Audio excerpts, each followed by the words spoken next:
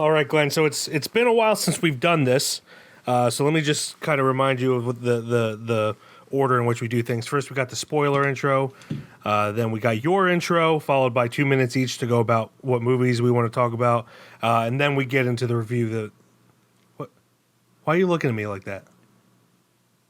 Stop looking at me like that. Just make a normal face. Be a human boy for 1 second, Glenn. Can you do that? No. You can't even go more than 2 seconds without making that weird face. Oh, my gosh. You know what? Let's just get into it. The following podcast contains spoilers for Clifford. You have been warned. God.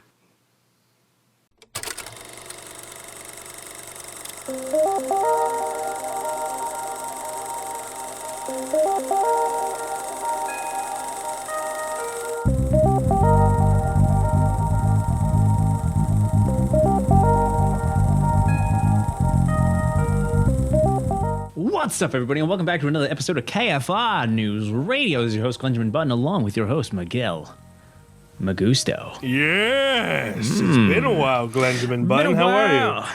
Since I could. I am not too bad. We're into the new year, 2024. Welcome, Abadoos. I don't know. Yes.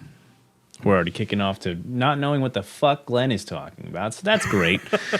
Hey, it's been like nearly a month since we've done anything, so it has. Yeah. How's everything going? How you feeling? Oh, you know, wife had a second baby. It happens to the best of us. The end of November, so it's been an adjustment. I think we're starting to get into the swing of things now. Knock on wood. Hopefully, nothing changes too much. But yeah, otherwise I've been good. How about you? How was your holiday season? Just relaxing the best I can. Yeah. It's been a long time. Yeah. I had built up vacation and I just used it all, and then I got right back into work, and now it sucks again. And that's just how it is. That's always the worst when you take off so long that you're just like, you know what freedom tastes like, and then ripped right away from your fucking lungs. Right out of it. I would say, other than that, not too bad. 2 weeks is when it's like, that's like good, and then any more than 2 weeks, you're just like, I don't want to go back at all.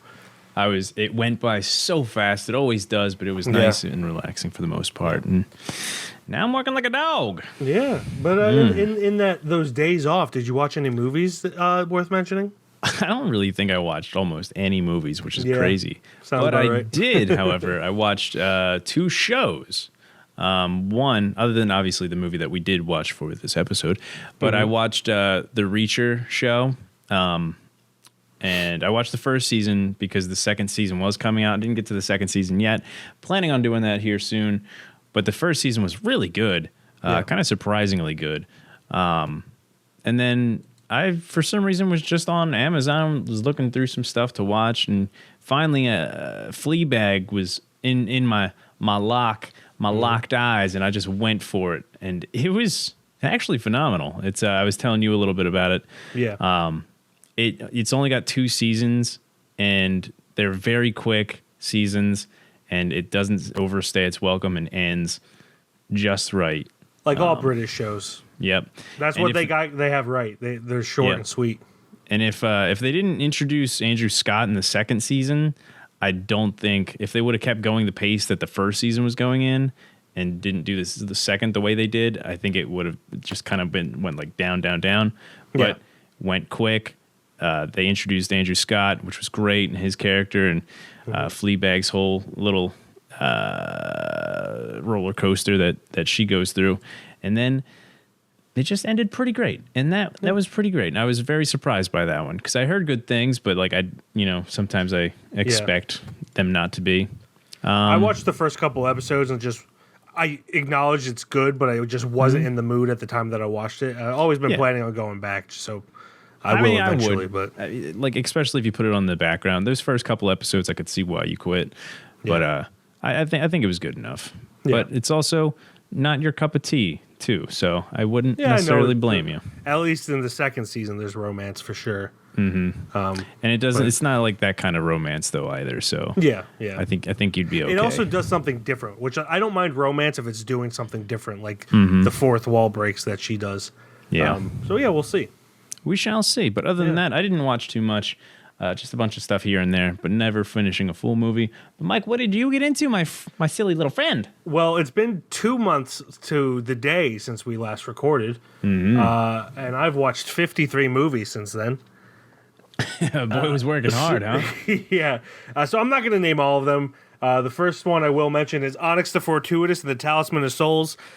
This is, of course, I believe his first name is Andrew Bowserman, or Andrew Bowser. Goes by Onyx the Fortuitous on TikTok. As a character. As a character. He plays like that goth alt scene kid that's always just like, I don't know. But he's yeah. It's a really goofy movie that has way more heart than I thought it would. So I really liked it. I think it's fun. It's a fun movie, and I think people should check it out, including you, Glenn. So hopefully you check it out at some point. Yeah. Then I watched 12 Godzilla movies, the majority of which were last week. I'm not going to name all of them, but I got through all the Showa era Godzilla movies, so I'll have a video on that soon.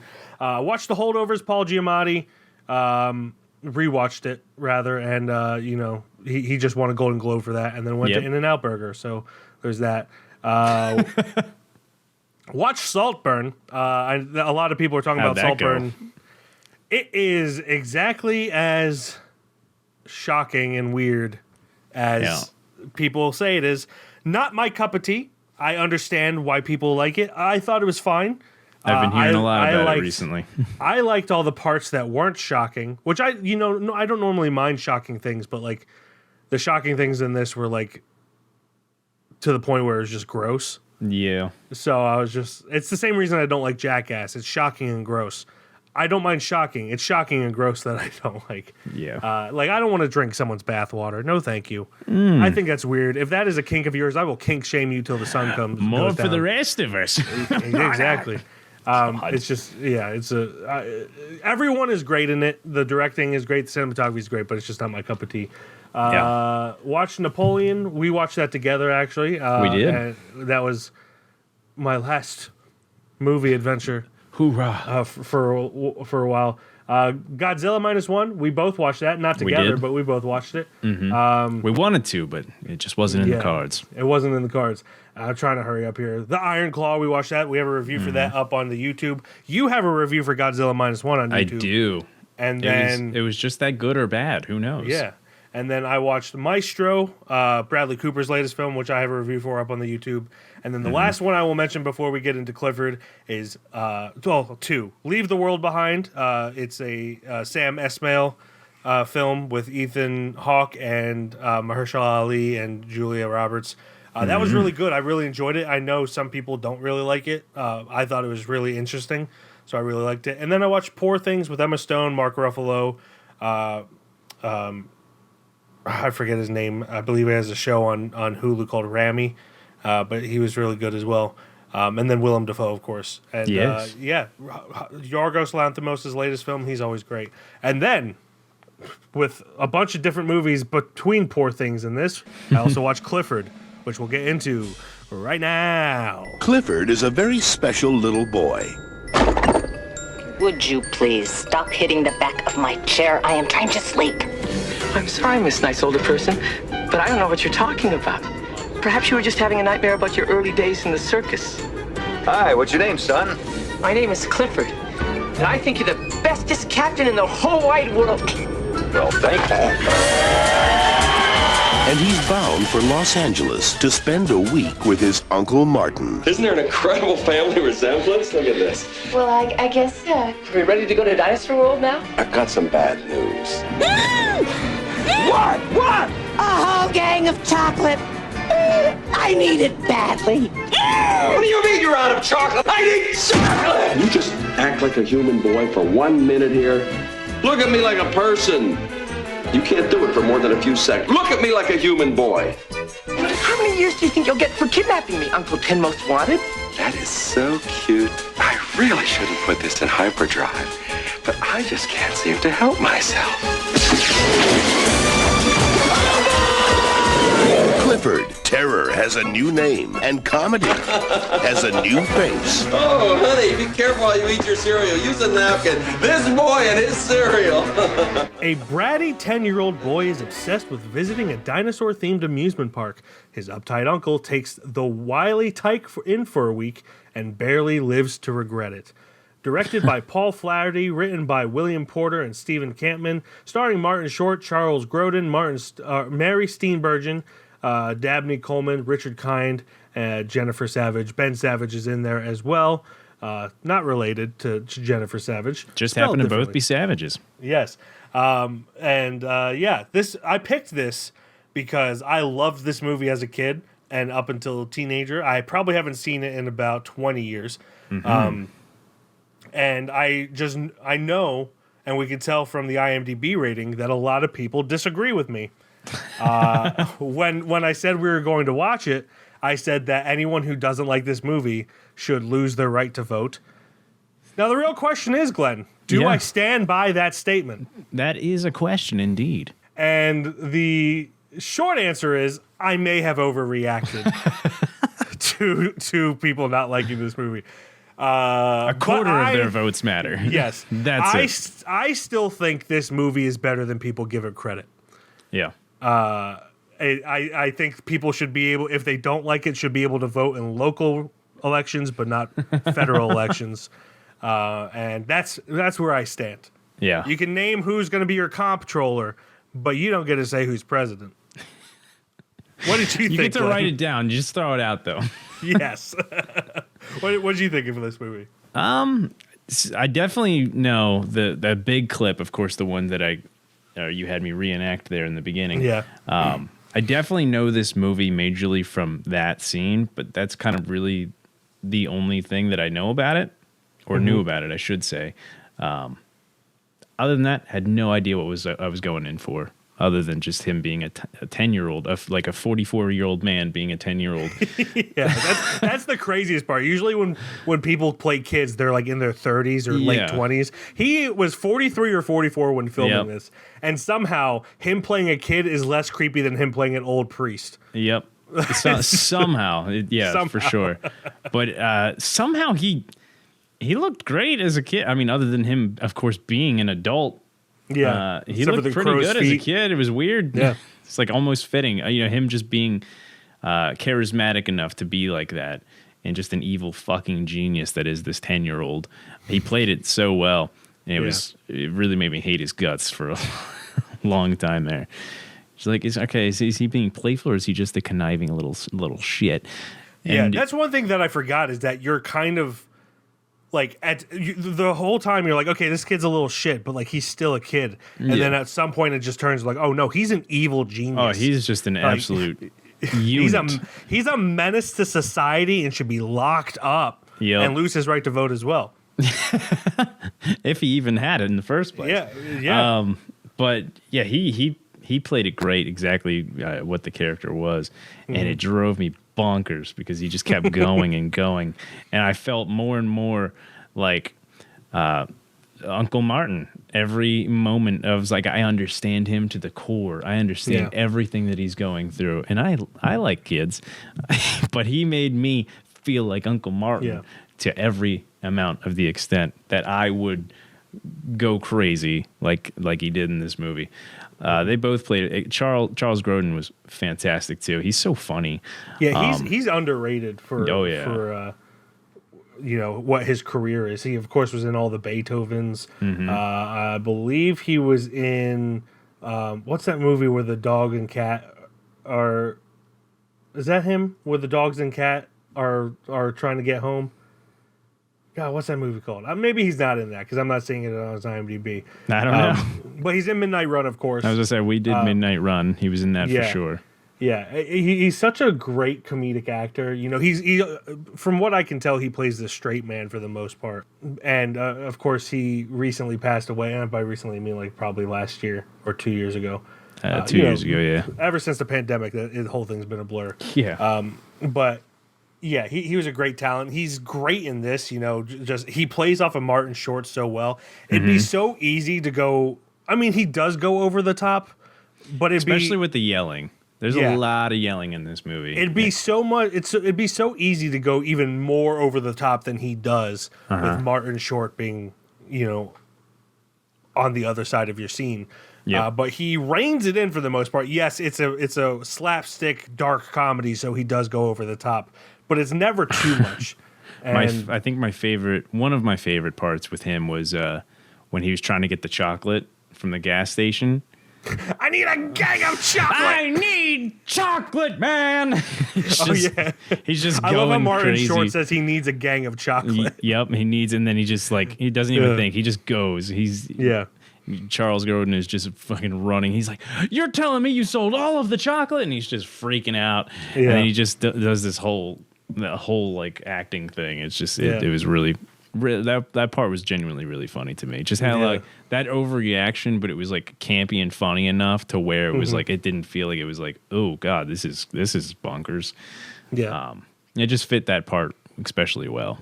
Other than mostly, I think it was just mostly that it kind of just kept ramping up into too much yelling, and not as funny. That moment was funny, but the overreaction of it balanced well. A lot of the rest of it for me was just a lot of yelling, but not enough I humor personally behind find yelling it. hilarious. You do love Tim Robinson.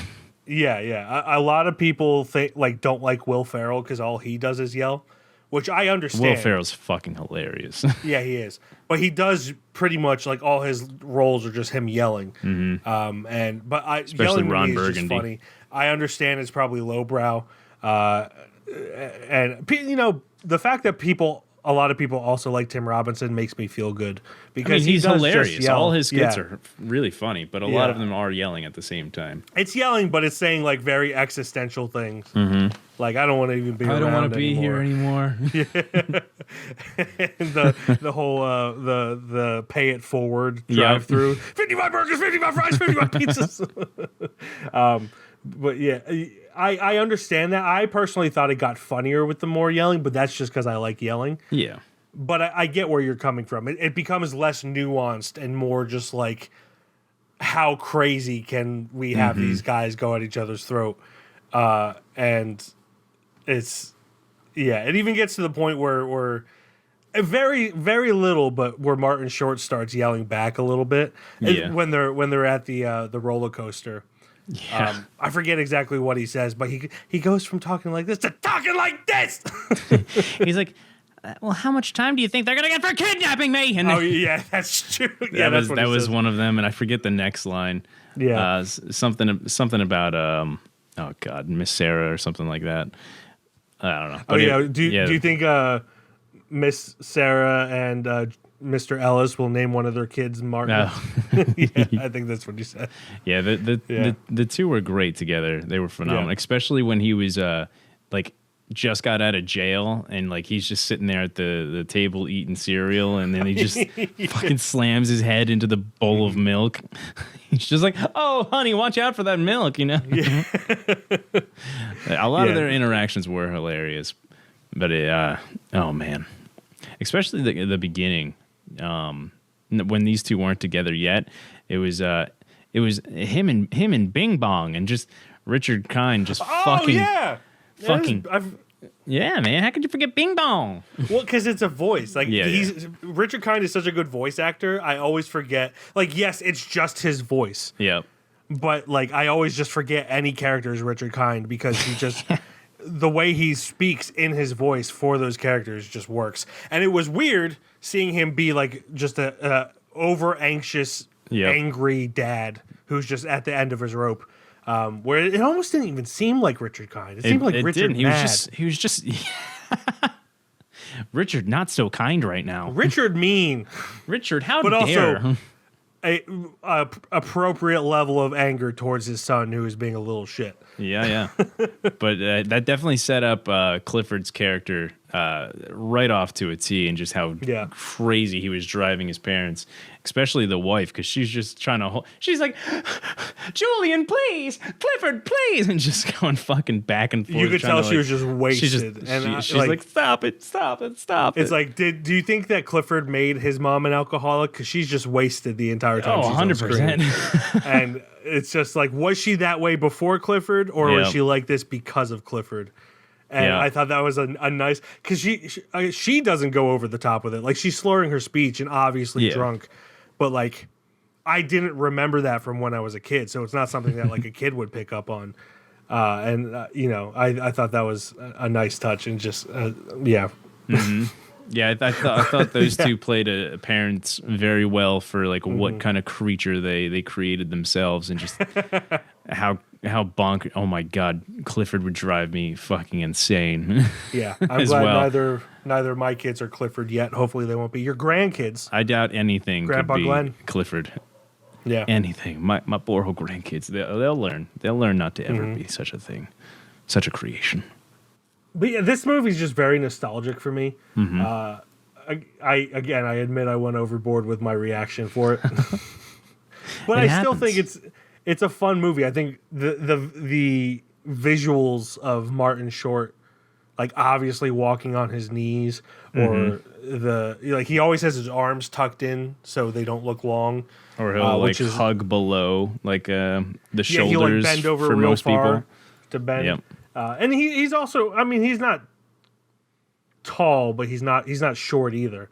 He's like, I think he's 5'8". I think he's like 5'6" to 8. And Charles Grodin was only like 6 foot 6'1" or something. He is 5'8". So they definitely had either him walk on a platform, Charles Grodin, or had him wear like lifted shoes. Just to get the height when they were walking and all that.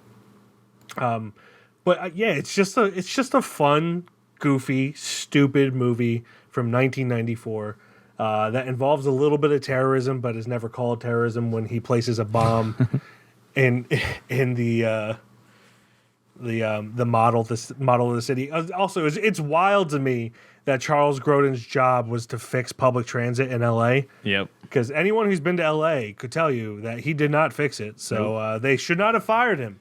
Maybe he was that's working on it. The biggest joke right there. Yeah. That's why it exploded so much. Martin Daniels, poor man, went through it. Yeah. But in the end, he learned the power of love. He did. What was your favorite part, huh? I think the chocolate one might have been up there as the best part. I think just not only like that whole part of him just going crazy at the gas station is Martin Short bribing the kid to give him the dinosaur suit and then getting caught by Charles Grodin, and then the whole interaction with the parents of that kid that they bribed and being like, last time I saw him, he's got a wad of cash in his hand in the bathroom, and she's like, you pervert, and slaps his face, ends up slapping both Martin Short and Charles Grodin in one fall sweep. I think that whole interaction, I think, was probably my favorite for sure. Yeah. It's just too goofy, man. It's too goofy. It is goofy. And I kind of, it's a stretch of a message, but I do kind of like the message in it, where it's, the whole thing is told from the old priest, which is Martin Short, it's Clifford as an old man.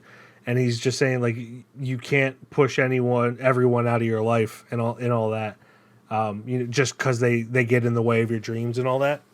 Yeah. Which, obviously, within reason, you can push them out of your life. But if they're like just trying to help you and just minor inconvenience you, like going to Dinosaur World a couple days late. But when he gets I like that it seemed like it wasn't going to end. Like it didn't end at the amusement park after Charles Grodin saves Martin Short's life with them like hugging and making up. There was even though it was just done in Martin Short telling the story, there was a period of forgiveness in between that. And I like that, because a lot of movies fall into this trope. It's like, oh, the life or death situation makes people forget things. It's like, no, it doesn't. Like, Charles Grodin just did the right thing and had to think about doing the right thing. Yeah. Like, he almost let him fall. It's kind of crazy. I'm looking. It was filmed in 1990 and finally got its release in 1994. Oh, okay. So Martin Short was 40 then. Yeah, I was wondering. I was filmed. like, man, they all look really good for like 45. Because they were all kind of roughly the same age. I think Charles Grodin was just a little bit older than. That also explains why it looks even a little bit dated for 1994. Mm-hmm. Not that it's like a huge difference, but it's still got like some of that 1990 feel to it. But yeah, I really like it overall. I think it's a 5.4 out of 10 is a little harsh. Yeah. I think people take themselves too seriously. I think the dark aspects of this were ahead of its time. Because you don't really see any dark comedies of this kind in the 90s. Yeah. Obviously you have the Coen brothers who are always a little comedic in their films. But like you don't see one that's just like goofy and dark as well. And I think that probably turned a lot of people off from it because it's not the only one. Cable Guy's another one where that's a dark comedy that people thought was bad, but it's actually really good just because of the time it was released. So I really do think that this was ahead of its time. I think it 5.4 might be a little low for sure.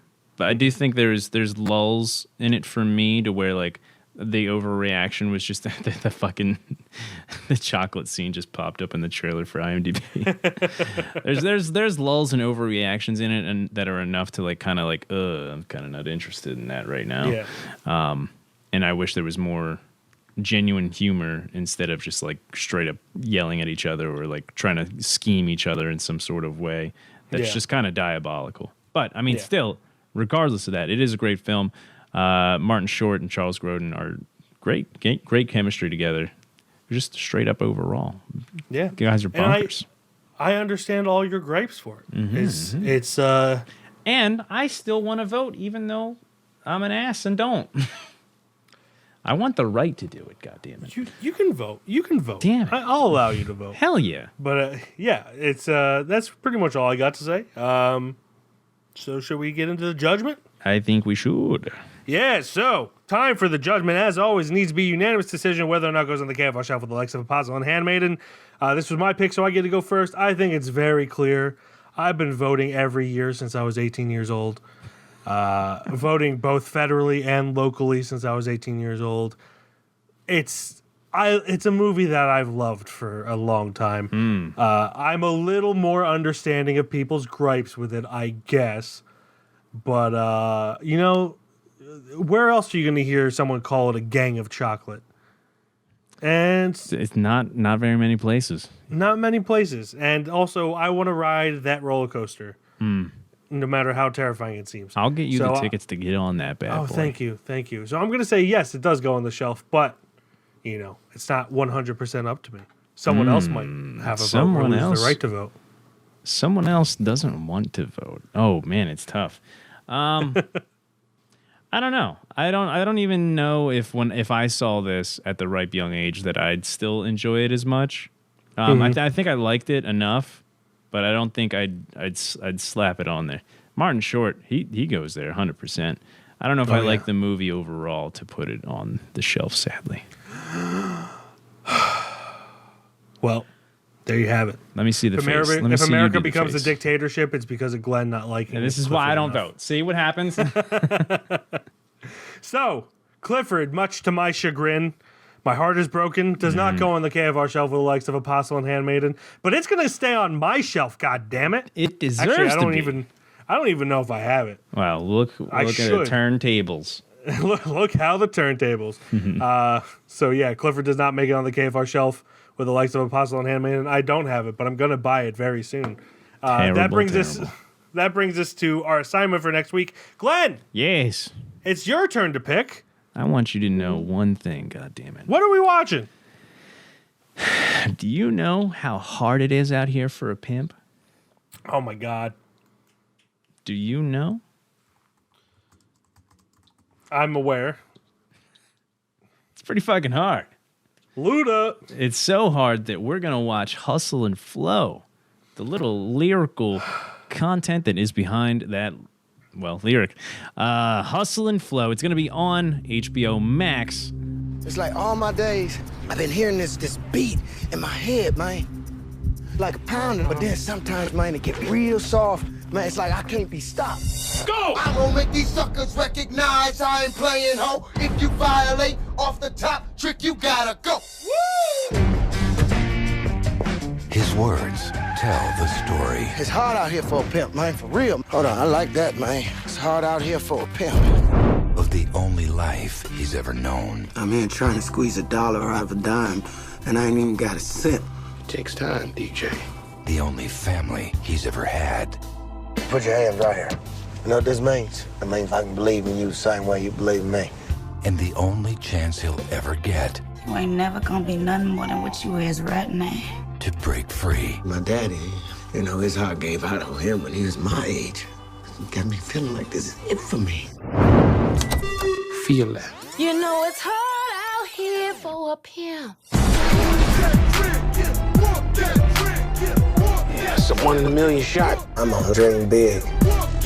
Cause sometimes that's what you gotta do. Hustle and Flow. It ain't the size of the dog in the fight. It's the size of the fight in the dog. With help from his friends, a Memphis pimp in a midlife crisis attempts to become a successful hip-hop MC. Directed by Craig Brewer, written by Craig Brewer, stars Terrence Howard, Ludacris, Anthony Anderson, Taryn Manning, Taraji P. Henson, DJ Qualls, and many, many more. Did I say Luda? Juicy J's in there. Isaac Hayes. I'd been wanting to see this movie since I saw the commercial for it, or the trailer for it, and they're like, it's hot out here for a pimp. I never knew where to fucking watch it. Lo and behold, I finally found out where to watch it. Yeah. It says it's on a couple things, but they all, regardless, lead to HBO Max, you having to have a subscription for that. So yeah, I thought it was super fitting because Cat Williams, like the pimp he is here lately, just went viral too. So I was like, damn, this is pretty goddamn fitting. I want to take a part of this right now. I don't even know what he went viral for. Yeah, a lot. I know he was like calling out a lot of people, but like all I saw was Ludacris saying he's not in the Illuminati. Yeah, he had a lot of receipts, and a lot of comedians and such are trying to fire back. But he's like, listen, I tell the truth. There's a whole lot more to it than that, but it was a fantastic interview, and he did great. Yeah. So, Hustle and Flow. Being forced to watch, I'm sure it's great. It's 7.3 out of 10. It's just not a movie that I wanted to watch, but I'm going to watch it. There's also a lot of Terrence Howard movies that I've watched, and I kind of want to watch them. Terrence Howard, I've met him. He used to come to the King of Prussia Theater because he lives in the Philly area. Yeah. And he was always an asshole. Oh, so it happens. Granted, these were like 30-second interactions. He might be a nice person, although a lot of stories come out that he's not a nice person. But my interactions with him were not great. Yeah. So anytime I see him, I'm just transported back to those times. Well, let's see if it stays on that track of him just kind of not being great in this too. We'll see. Yes. So Hustle and Flow is our assignment for next week. You can watch that on HBO Max and Cinemax, it looks like. And 3 others. Let's see. They all basically lead to Max. Yeah, HBO Max. So, check Hustle and Flow on HBO Max. Thank you everyone for listening and watching. As always, you can check out our website at www.keystonefilmreview.com. On Instagram, we're Keystone_film_review. Facebook, TikTok, YouTube, Keystone Film Review. And on Letterboxd, I'm Mike, KFR. And I am Glen, KFR. And that will do it until next week when I probably sing again because it's hot out here for a pimp. And that's the only part of that song I know. She's going to be great in this movie. It won an Oscar, that song, I believe. Hell yeah. Yes. Yes. Goodbye, everybody. Bye-bye.